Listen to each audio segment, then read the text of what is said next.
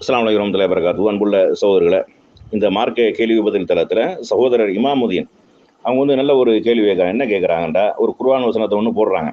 இன்னும் அல்லாஹ்வுடைய மஸ்ஜிதுகளில், பள்ளிவாசல்களில் அல்லாஹ்வின் பெயரை சொல்லி துதிப்பதை தடுத்து இவற்றை பாழாக்க முயல்பவனை விட மிகப்பெரிய ஒரு அநியாயக்காரன் யார் இருக்க முடியும்? இத்தகையோர் அச்சமுடன் அன்றி பள்ளிவாசல்களில் நுழைவதற்கு தகுதி இல்லாதவர்கள். இவர்களுக்கு இவ்வுலக வாழ்வில் இழிவுதான், மேலும் மறுமையிலும் இவர்களுக்கு கடுமையான வேதனை உண்டு அப்படிங்கிற ஒரு வசனத்தை போறாங்க. இந்த வசனம் என்ன சொல்லுதுன்றா, அல்லாஹ்வுடைய பள்ளிவாசல்ல அல்லாஹ்வை துதிப்பது, அவனுடைய பெயரை கூறி அழைப்பதை தடுக்கிறான அவனை காட்டிக்கும் ஒரு வழிகட்டவன் பெரிய அநியாயக்காரன் யார் இருக்க முடியும் அப்படின்னு நல்லா கேட்டுட்டு, அந்த மாதிரி தடுக்கிறான அவனுக்கு அச்சத்துடனே தவிர பள்ளிவாசல் நுழைவதற்கே தகுதி இல்லை, அவர்களுக்கு இவ்வுலக வாழ்க்கையிலும் இழிவுதான், மறுமையிலும் கடுமையான வேதனை உண்டு அப்படின்னு 2வது அத்தியாயத்தினுடைய 114வது வசனத்துல அல்லாஹ் சொல்றான்.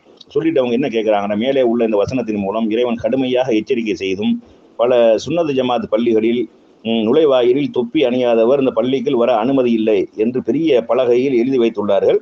இது குறித்து கூடுதல் விளக்கம் தரவும் பள்ளியில் இமாமாக இருக்கக்கூடிய மார்க்கம் கற்றவரும் இந்த செயலுக்கு துணை நிற்கிறார்கள் அப்படின்னு செய்றாங்க, போட்டிருக்கிறாங்க. அதாவது இந்த தொப்பியை மட்டும் போடலை, சில பள்ளிவாசலில் 4 விஷயங்கள் என்ன செய்வாங்க போட்டிருப்பாங்க. அதாவது தலையில தொப்பி அணியாதவர்கள், நெஞ்சில கை கட்டக்கூடியவர்கள், அத்தகையா திருப்புல விரலாட்டக்கூடியவர்கள், கூட்டு பிரார்த்தனையில கூட்டு துவாவில் கலந்து கொள்ளாதவர்கள், இரவு தொழுகை 8 ரக்காயத்து தொழுகுபவர்கள், இவர்களெல்லாம் இந்த பள்ளிவாசலுக்கு வரக்கூடாது. இது 4 மதுஹபுகளை பின்பற்றக்கூடிய பள்ளிவாசல் அப்படின்ட்டு என்ன செய்வாங்க போர்டை போட்டு, இவர்கள்லாம் பள்ளிவாசலுக்குள்ள வரக்கூடாது அப்படின்னு சொல்லிட்டு தடுக்கிறாங்களே. இது சம்பந்தமாக மார்க்கம் என்ன சொல்லுது? மார்க்கம் அறிந்த உலமாக்களும் இதில் என்ன செய்றாங்க, துணை நிற்கிறார்களே. இது சம்பந்தமாக மார்க்கத்தினுடைய நிலை என்ன அப்படின்னு கேட்டுருக்காங்க. நீ மேலே சொன்ன வசனமே கடுமையான ஒரு வசனம் தான். பள்ளிவாசலில் தொழுக போறவனை தடுக்கக்கூடாது. அது யாராக இருந்தாலும் எவராக இருந்தாலும் பள்ளிவாசல இறைவனை தொழுகிறதுக்கு துதிப்பதற்கு செல்லக்கூடியவர்களை தடுத்தால் அவனை காட்டிக்கும் ஒரு அநியாயக்காரன் அக்கிரமக்காரன் யாரும் இருக்க முடியாது. அதுபோல் நபி ஸல்லல்லாஹு அலைஹி வஸல்லம் அவங்க இந்த மஸ்ஜிதுல் ஹராமில் அந்த கௌபத்துல்லாவில் தொழுது கொண்டிருக்கக்கூடிய நேரத்தில் ரசூலுல்லாவை தடுத்தாங்களா இல்லையா? ஒட்டகத்தினுடைய மலக்குடலை போட்டு ரசூலுல்லாவை என்ன செஞ்சாங்க, சிரிச்சு கைதட்டி அந்த மாதிரி கும்மாளம் போட்டாங்க. அப்போ ஃபாத்திமா ரலியல்லாஹு அவங்க என்ன செய்றாங்க, அந்த மலக்குடலை கிளப்பி விட்டு ரசூலுல்லாஹ் எந்திரிச்சாங்க. எந்திரிச்சதுக்கப்புறம் ரசூலுல்லாஹ் துஆவும் செய்கிறாங்க, யா அல்லாஹ் இவர்கள் நீ பார்த்துக்க என்று சொல்லி. யாரெல்லாம் ரசூல் ஸல்லல்லாஹு அலைஹி வஸல்லம் அவர்கள் பேரை குறிப்பிட்டு சொன்னார்களோ அவர்களெல்லாம் பத்ர் போர்க்களத்தில் வேறற்ற மரங்களாக சாய்ந்து கிடந்ததை நான் என் கண்களால் பார்த்தேன் என்று சொல்லி இப்னு மஸ்ஊத் ரலியல்லாஹு அவங்க அறிவிக்கக்கூடிய செய்தி புகாரில பதிவு செய்யப்பட்டிருக்கிறது. அப்போ பள்ளிவாசல்ல தொழுகிறது தடுக்கிறது என்பது பெரும் பாவம். அவர்களுக்கு எதிராக நம்ம அல்லாஹ்விடத்தில் கேட்டோமே, ஆனால் அல்லாஹ் என்ன செய்வான், அது தண்டிப்பான் அப்படிங்கிற ஒரு செய்தியும் என்ன செய்யணும், விளங்கி கொள்ள வேண்டும். இது சம்பந்தமாக அல்லாஹ் சொல்லக்கூடிய நேரத்தில் முதல்ல இல்லையா இக்ரா, அந்த சூறாவில் அல்லாஹ் சொல்றான். அதாவது பள்ளிவாசல்ல தொழுது கொண்டிருக்கக்கூடிய அடியானை தடுக்கிறானே, நபியை நீங்கள் அவர்களை பார்த்தீர்களா? அவன் அக்கிரமம் செய்து கொண்டு அநியாயம் செய்து கொண்டு அல்லாஹ்வை துதிக்கக்கூடிய வணங்கக்கூடிய அவர்களை தடுக்கிறானே பார்த்தீர்களா? அவன் தனது சபையோர்களை கூப்பிடட்டும், சனது ஜபானியா, நாமும் நரகத்தினுடைய காவலாளிகளை கூப்பிடுவோங்கிறான். இப்போ பள்ளிவாசல்ல தொழுக போறவங்களை வணங்க போறவங்களை அல்லாஹ்வின் பெயரை சொல்லி அழைக்க போறவங்களை தடுக்கிறது என்பது அல்லாஹ்வோட யுத்தம் செய்வதற்கு சமமானது. நரகத்துடைய காவலாளி நம்ம ரெடியாக வச்சிருக்கோம், நீ அங்கே வாடா பார்த்துக்கிறோம். எல்லாம் என்ன செய்யறான், நீ உன் சபையை கூப்பிடுறியா, உன் ஜமாத்தை கூப்பிடுறியா, கூப்பிடு, அங்கே வா, நரகத்தினுடைய காவலாளியை வச்சிருக்கிறான் அப்படின்னு சொல்லி என்ன செய்யறான், அல்லாஹ் கடுமையாக எச்சரிக்கை செய்யக்கூடிய விஷயம். 2வது இந்த தொப்பி ஓடுறதை பொறுத்தளவுக்கு அதை நீங்கள் விளங்கி கொள்ள வேண்டும். தொப்பி ஓடுறது மார்க்கத்தில் சுன்னத்துலாம் கிடையாது. அது விரும்புனா போட்டுக்கொள்ளலாம், விரும்புனா தூக்கி போட்டுடலாம், அதான் மார்க்கத்தில் உள்ளது. நபி ஸல்லல்லாஹு அலைஹி வஸல்லம் அவர்கள் தொப்பி ஓடுறது சுன்னத்துன்னு சொல்லியிருக்காங்களா? ரசூல் ஸல்லல்லாஹு அலைஹி வஸல்லம் அவர்கள் நம்ம போடுற தொப்பி என்னைக்காவது போட்டிருக்கிறாங்களான்னு கிடையாது. ரசூலுல்லாஹ் குளிர்காலத்துக்கு பயன்படுத்தக்கூடிய கம்பளியான ஆடை அந்த தொப்பி புர்னிஸ் என்று சொல்லக்கூடிய அந்த தொப்பி போட்டிருக்கிறாங்க. போர்க்களங்களில் தலையில தொப்பி போட்டு முகத்தில் சங்கிலி தொங்கக்கூடிய அந்த மாதிரியான தொப்பியை போட்டிருக்கிறாங்க. உமர் ரலியல்லாஹு அவர்கள் குத்தி கொல்லப்படக்கூடிய நேரத்தில் என்ன செய்வாங்கன்னா, அந்த தலையில் கிடந்த தொப்பியை தூக்கி அந்த குத்திட்டு போடுறவன் மேலே தூக்கி வீசுவாங்க, அவன் நிலை தடுமாறி மாதிரி கீழே விழுந்துருவான். அந்த மாதிரி கனமான தொப்பி என்ன செஞ்சாங்க, போட்டிருந்தாங்க. அங்கே அந்த ரசூலுல்லாஹ் வாழ்ந்த பகுதியில் குளிர் ரொம்ப கடுமையாக இருக்காங்க, அந்த குளிர்லேருந்து பாதுகாத்து கொள்வதற்காக தொப்பி அணிஞ்சிருந்தாங்க. ரசூலுல்லாஹ் தலப்பா கட்டியிருந்தாங்க, மக்கா வெற்றியின் போது கருப்பு நிற தலப்பா அணிந்திருந்தார், அப்படிலாம் இருக்கிறது. ஆனால் ரசூல் ஸல்லல்லாஹு அலைஹி வஸல்லம் தொப்பி அணிந்து தொழுதார்கள் என்பதற்கு எந்த ஒரு ஆதாரமும் கிடையாது, அது சுன்னத்தும் கிடையாது. அது ஒரு ஆடை, விரும்பினா என்ன செய்யலாம், போட்டுக்கொள்ளலாம். இது துருக்கியில தான் அது அந்த நாட்டினுடைய கலாச்சாரமாக இருந்து இஸ்லாத்தினுடைய அந்த ஹிலாஃபத்தை ஆளக்கூடியவர்களாக துருக்கியர்கள் இருக்கக்கூடிய காரணத்தினால தான் இந்த தொப்பி துருக்கி தொப்பின்னு பேரா இருக்கு. அதனால தான் நம்மளை துலுக்கன்னு சொல்றாங்களா இல்லையா, அந்த கலாச்சாரம் என்பது துருக்கியிலிருந்து வந்தது. அந்த தலையை இன்னும் சொல்ல போனால் ஹஜ் உம்ரா செய்யக்கூடிய நேரத்திலும் தலையை மறைக்கக்கூடாதுன்னாங்கிற சொல்லலாம். நீங்க தலையை என்ன செய்யாது, அந்த பெரிய ஒரு வணக்கம் செய்யக்கூடிய தலையை மறைக்கிறது முக்கியமானது, தலையை மறைக்க சொல்லியிருப்பாங்கல்ல இல்லையா? தலையை மறைக்காதுன்னு ரசூல் ஸல்லல்லாஹு அலைஹி வஸல்லம் என்ன செஞ்சிருக்காங்க, சொல்லியிருக்காங்க. அதனால தொப்பி ஒரு சுன்னத்தெல்லாம் கிடையாது. அடுத்து இந்த 4 மதுஹபுன்னு பேரை பயன்படுத்தி இதை போடுறாங்களே, எந்த மதுஹபுல இப்படி போட சொல்லியிருக்காங்க? இப்போ சாஃபி மதுஹபை சேர்ந்தவர்கள் ஹனபி மதுஹபுல போக மாட்டாங்க. ஹனபி மதகபை சேர்ந்தவங்க வந்து சாஃபி மதகு பள்ளிவாசலுக்கு போக மாட்டாங்க. இங்கே தமிழ் இந்தியாவை பொறுத்தவரை 2 தானே இருக்குது. இவர்களுக்கு இடையில பெரிய பஞ்சாயத்தாக இருந்துச்சு. ஹனபி மதகு பள்ளிவாசல் வந்து அந்த அல்ஹம்து சூரா ஓதிட்டு ஆமீன் சொல்ல மாட்டாங்க. அங்கே வேணா போய் ஆமீன் சொன்னாக்க பெரிய பஞ்சாயத்தை கூட்டிடுவாங்க. அடி ஊடி சண்டை என்ன செஞ்சாங்க, அப்படிலாம் நடந்து போகும். இந்த மாதிரியான கூத்து கும்மாளமாக நடந்ததுக்கப்புறம் நபி வழின்னு நம்ம வந்ததுக்கப்புறம் அவங்களாம் ஒன்று சேர்ந்துக்கிட்டாங்க. ஒன்று சேர்ந்துக்கிட்டு என்ன செய்றாங்க, 4 இந்த இப்படி எழுதுனவங்க எந்த மதகபில் எழுதிருக்கு? தொப்பி போடவங்க பள்ளிவாசலுக்கு வரக்கூடாதுன்னு எந்த மதகபில் எழுதிருக்கு? விரலாட்டக்கூடியவர் பள்ளிவாசல் வரக்கூடாது எந்த மதகபில் எழுதிருக்கு? அகமதுங்கிற ஹதீஸ் உள்ளதானே விரலாட்டுற சம்பந்தமாக ஹம்பலி இமாம் எழுதின கிதாபில் தானே இருக்குது. அப்போ எந்த மதுகபில் எழுதியிருக்குது? தொப்பிக்கும் இஸ்லாத்துக்கும் சம்மந்தம் கிடையாது. ரசூல் ஸல்லல்லாஹு அலைஹி வஸல்லம் அவர்கள் தராவீஹ் என்ற பேரில் ஒரு தொழுகை தொழுதார்கள் ஆதாரம் இருக்குதா? ரசூல் ஸல்லல்லாஹு அலைஹி வஸல்லம் அவர்கள் 10 வருஷம் மதீனாவில் இமாமான்னு தொழுகை வச்சிருக்காங்க. எந்த ஒரு தொழுகையிலும் கூட்டு துவா ஓதுனாங்கன்ற ஆதாரம் இருக்குதா? தொழுகைக்கு முன்னாடி ரசூலுல்லாஹ் துவா ஓதி மற்றவர்கள் ஆமீன் சொன்னார்கள், இதான் ஆதாரம் இருக்குதா? ஒண்ணுமே கிடையாது.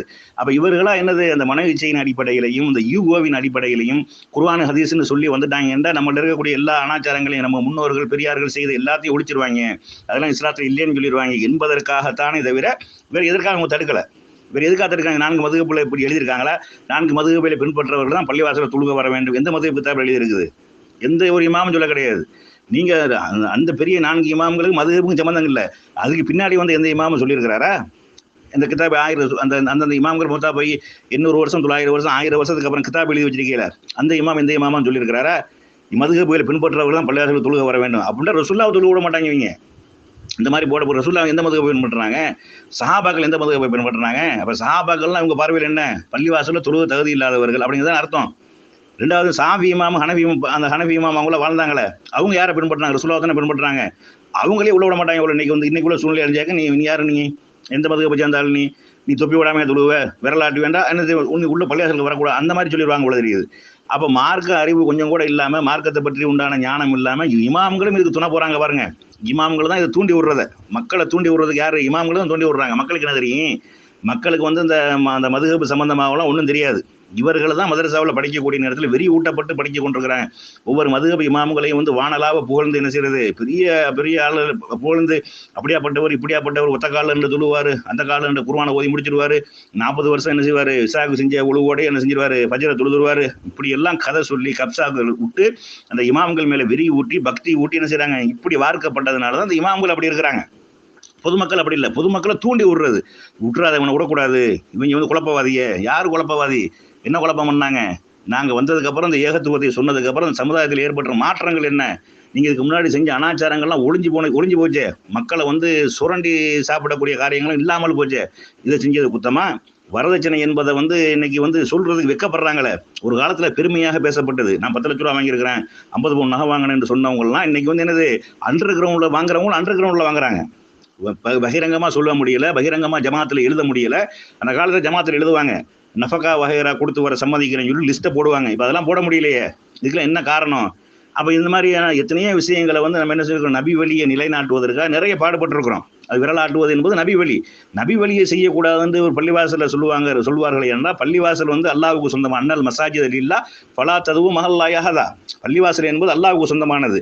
அங்கே அவனைத்தான் அழைக்க வேண்டும், அவனுடைய வழிமுறையின் அடிப்படையில் தான் நடக்க வேண்டும், தூதருடைய வழிகாட்டின் அடிப்படையில் தான் என்னது தொழுகை நடத்த வேண்டும், எல்லா காரியங்களும் செய்ய வேண்டும். அதுக்கு இவங்க தடை விதிக்கிறாங்களா இல்லையா? ரசூலுல்லாஹ் செஞ்சாங்கன்னு தான் செய்யறோம். நம்ம ரசூலுல்லாஹ் இப்படி செஞ்சிருக்கிறாங்க ஆதாரத்தை காட்டிச்சுன்னு நம்ம செய்யறோம். அதையே இவங்க தடுக்கிறாங்கன்னா எப்படியாப்பட்டவங்களா இருப்பாங்க? ரசூலுல்லாஹ் தராவீஹ் என்ற ஒரு பேர தொழுகையில 8 ரக்காயத்துக்கு மேல ரசூல் ஸல்லல்லாஹு 20 ரக்காயத் தொழுதார்கள் என்பதுக்கு எந்த ஒரு ஆதாரமும் கிடையாதுன்னு சொல்லித்தான் நம்ம 8 ரக்காயத் தொழுகிறோம்.